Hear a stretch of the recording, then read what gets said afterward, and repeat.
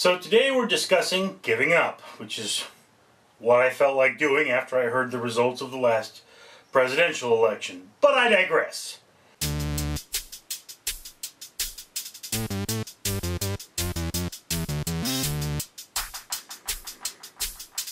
Alrighty, ladies and gentlemen, today I have bed hair, and I am doing a naked truth video to show that I am honest and open by being naked on the internet, but I am not doing a Trisha Hirschberger inspired naked truth video. I am doing a James Wisdom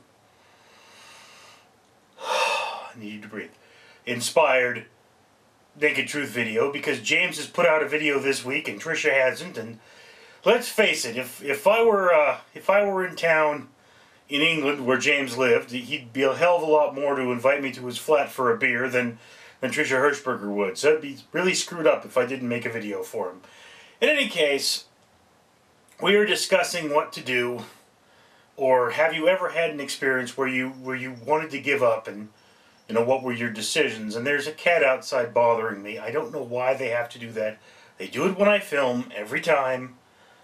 Oh, my life. Anyway, so yeah, James, there are actually two instances very close to what yours is where I had to think about giving up. One of them, it was in my undergrad days. I was a theater major at the time, and I was having so many problems in theater that I had to ask myself, was it worth it? I had already pulled a double. I was going to a double major. It was 12 units from finishing my theater major, and I believe I was 20 some odd units from finishing my psychology major. And I just sat there and I said, here's the thing about theater. Their program is so bad, I haven't been taught anything. I don't feel any more capable of doing the job I want to do in theater arts than I was when I started the college. And then, the teachers flat out told me, look, you're never going to get a job. And this is upsetting because it is a misconception. People in theater can't get jobs. I was going for technical theater, which means I want to be the guy, the stage electrician or the carpenter or whatever have you. And basically what they're saying is, look, you went to our college, we don't give you the training you need to get the job. If you have the training, you're getting the job. If you have the credentials, you're getting that job. But you're not going to have that job because you went to this college. It was Cal State Fullerton. And that was the thing. What I showed the most promise in as a theater geek was a writer. But first of all, Cal State Fullerton required that I write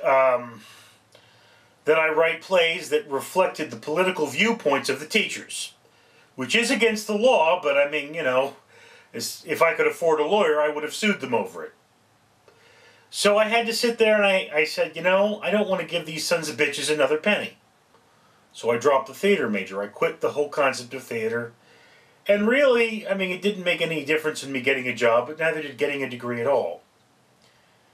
So that was sort of the first instance. I mean, again, I weighed my options. I said, what is the possibility that getting this degree is going to help me get a job in the future? And, I had to take it from the standpoint of the teachers, absolutely none. So I didn't finish the degree. Now, the second time, I was in grad school and I was going to get a master's degree in counseling. And what had happened was I had a number of bad experiences with the school. I got a phone call saying that they were under investigation for something. And then I had this one assignment in energy psychology. And the teacher wanted me to write an essay saying that the article he gave me supported energy psychology. I said, what in this article supports energy psychology? And I wrote the paper, basically saying that you could find support for energy psychology in the article.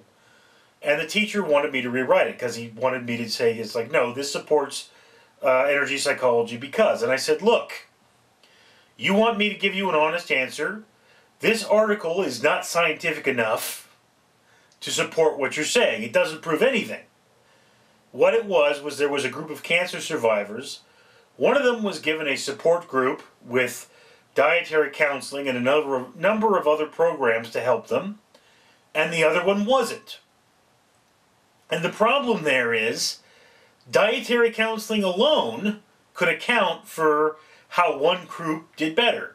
So you'd have to have multiple groups. You have to have the control group that gets nothing, one group that gets dietary counseling, one group that gets a support group, and then a group that gets both.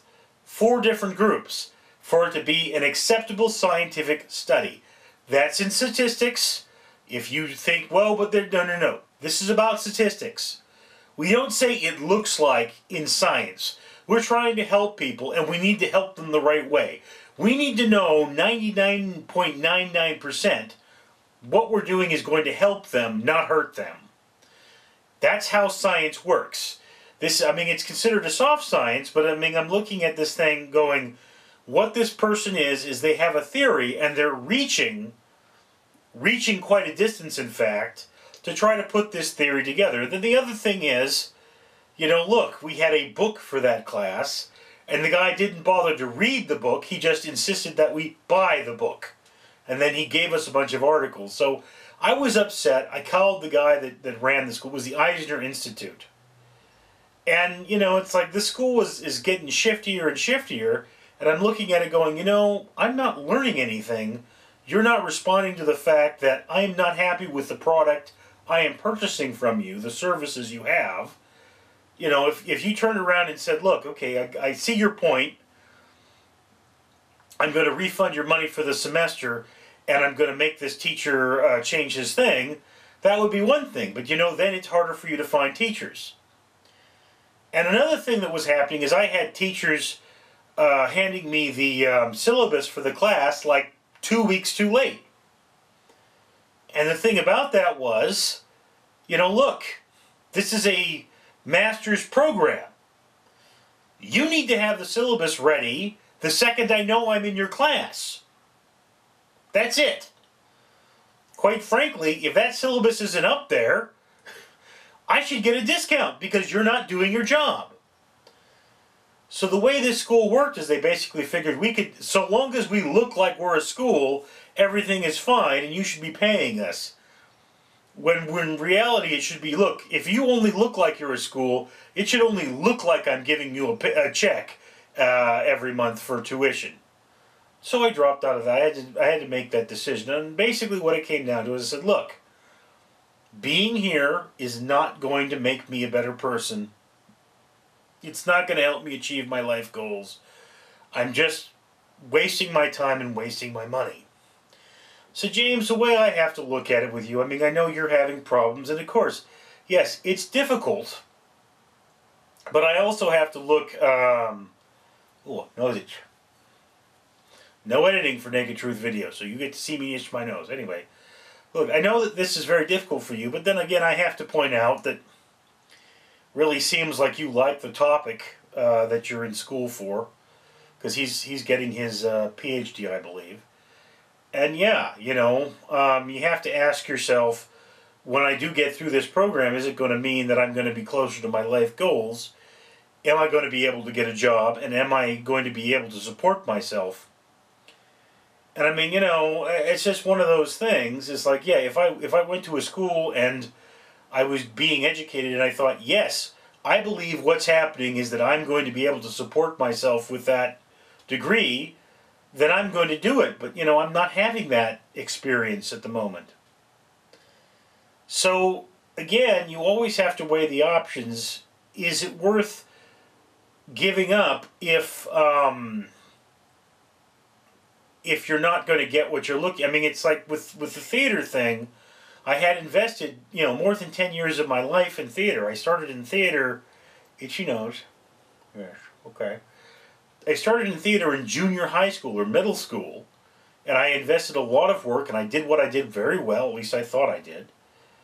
And, you know, I was just looking at this going, it's not that you can't make a living at theater, it's just that everyone you encounter in theater who claims to be a professional can't behave like a professional. And there's the cat again. So I had to make that choice. I said, is it worth it to spend the additional money to get this piece of paper when this piece of paper is essentially completely worthless?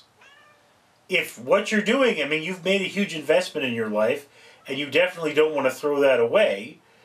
I mean, you know, it's just that situation. I mean, if, for example, you kind of got to ask yourself the question, if the school you were going to tomorrow closed and you couldn't finish your studies there, would you go to another school? If the answer is yes, then you should definitely finish your studies. You might want to think about going to another school if you're having those kind of problems. But if you're not, I mean, I understand. But then again, I don't know the whole situation, James, so I have to be honest here. No one can answer that question but you.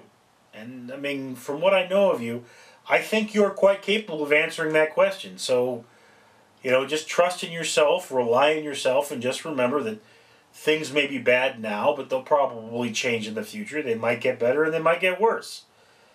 So you have to weigh those options, and you have to ask yourself, which one do you really want? What do you really want out of life? That's kind of the question in the end.